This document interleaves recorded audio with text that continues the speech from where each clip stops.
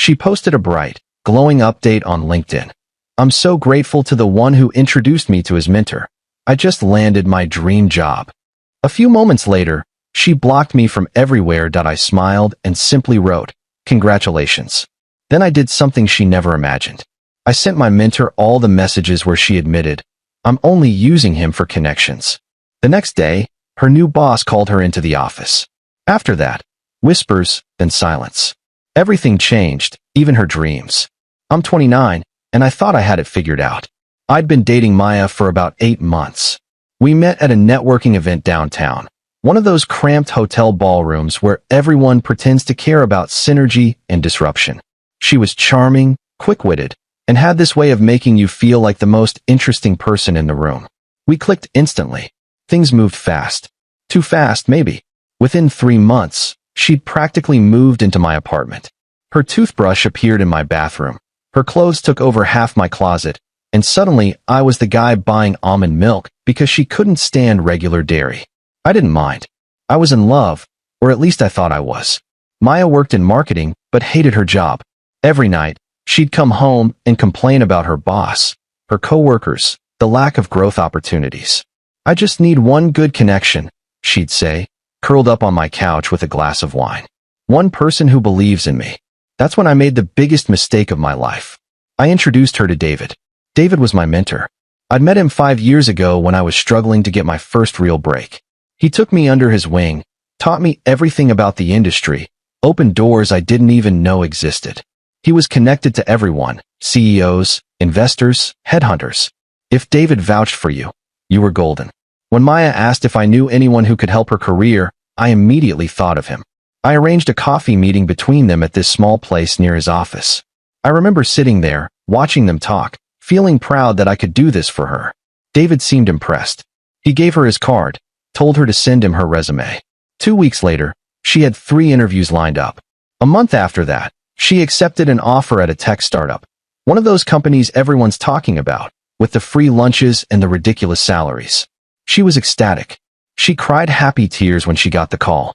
I took her out to celebrate at her favorite Italian place. She kept saying, "I couldn't have done this without you.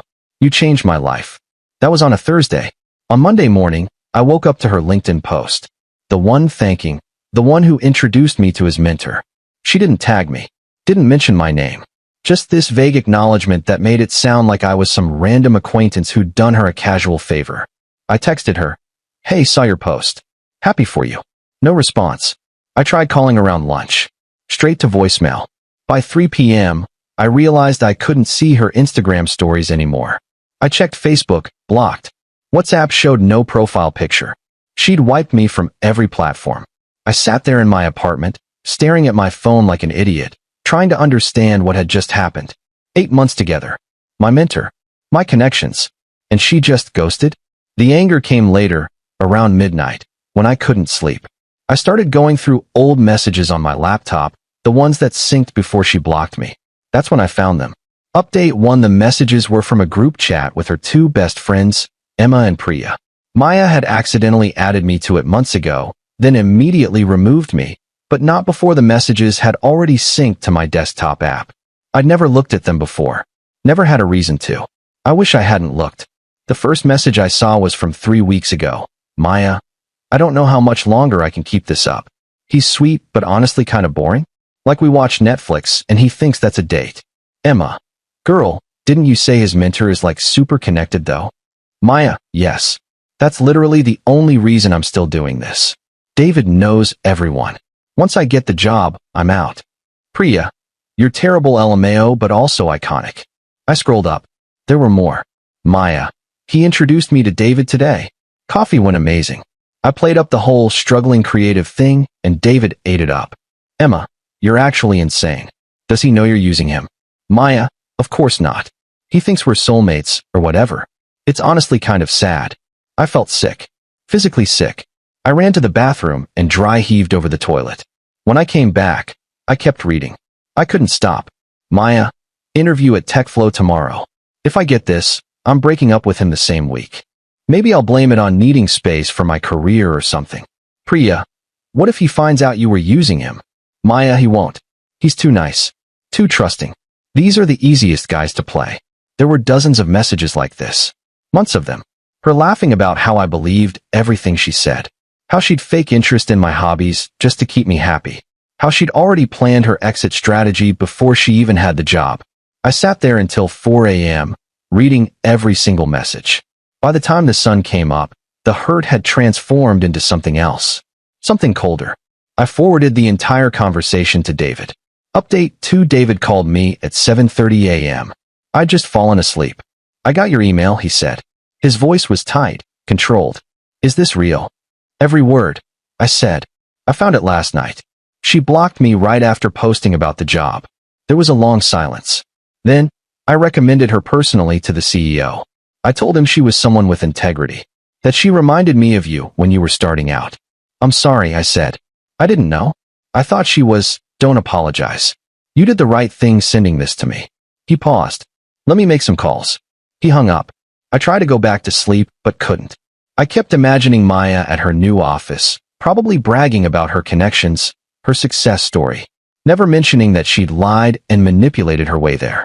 Around noon, my phone rang. Unknown number. Hello. Is this about Maya? A woman's voice. Professional, clipped. Who is this? I'm calling from TechFlow.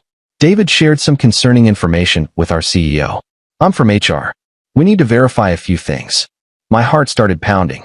What do you need? The messages you sent to David. Are you willing to provide the original files? We need to confirm they're authentic. Yes, absolutely. Send them to this email address. We'll be in touch. She hung up. I sent everything. Screenshots, the original message files, dates, timestamps. Everything. Update 3: I didn't hear anything for 3 days.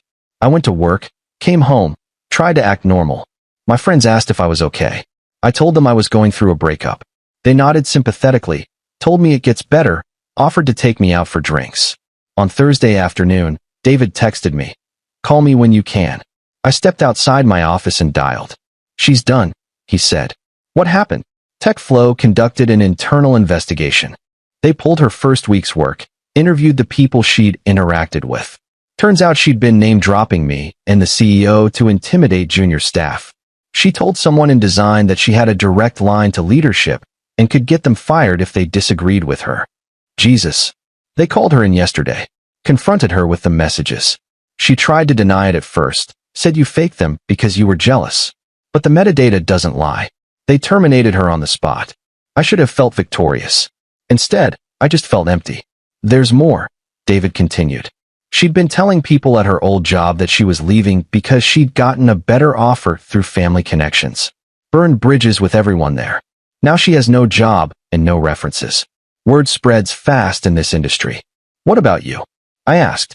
My reputation took a hit, but I explained the situation. Most people understand. The CEO apologized for doubting my judgment. We're good. He paused. I'm sorry you had to go through this. You deserved better. Thanks, I said. For believing me. You're like a son to me. Of course I believed you. After we hung up, I sat in my car for a long time. I thought about Maya, wherever she was, whatever she was feeling. Part of me wondered if she regretted it. If she understood what she'd thrown away for a job she didn't even get to keep. Final update: it's been 3 months. I've heard through mutual acquaintances that Maya moved back in with her parents. She's been applying to jobs, but keeps getting rejected. Apparently, someone from TechFlow's HR network flagged her profile on LinkedIn. Not officially, nothing she could report, just quiet warnings passed between recruiters. That's how this industry works. Emma and Priya stopped talking to her too. I guess even they had limits. I ran into David last week. He took me to lunch, asked how I was holding up. I told him the truth, that I was okay. Not great, but okay. You know what the worst part is? I said, I really loved her. Or I thought I did. And the whole time, she was laughing at me with her friends. David nodded. Some people are takers. They see relationships as transactions. You can't change them. You can only protect yourself. I'm not sure I can trust anyone again. You will, he said. Just take your time. And next time, you'll know the signs. I hope he's right. I deleted all of Maya's messages. Blocked her number, even though she'd already blocked mine. I packed up the few things she'd left at my apartment and donated them to Goodwill. I didn't want reminders. My LinkedIn still shows her old comment on one of my posts from 6 months ago. So proud of you. with a heart emoji. I haven't deleted it. Sometimes I look at it and laugh at how fake it all was. How easy it is to pretend online. People keep asking if I'm dating again. I'm not. Not yet. Maybe not for a while. But I'm not bitter anymore. Just more careful. More aware. I saw her LinkedIn profile last week. She'd changed her headline to "Open to Opportunities." No job listed. No glowing updates. Just silence. I didn't send a congratulations this time. Edit 1. A few people have DM'd asking if I feel guilty. I don't. She made her choices. I just made sure the right people knew the truth. Edit 2. For those wondering, yes, David and I are still close. He's been checking in regularly, making sure I'm doing okay. I'm grateful for that.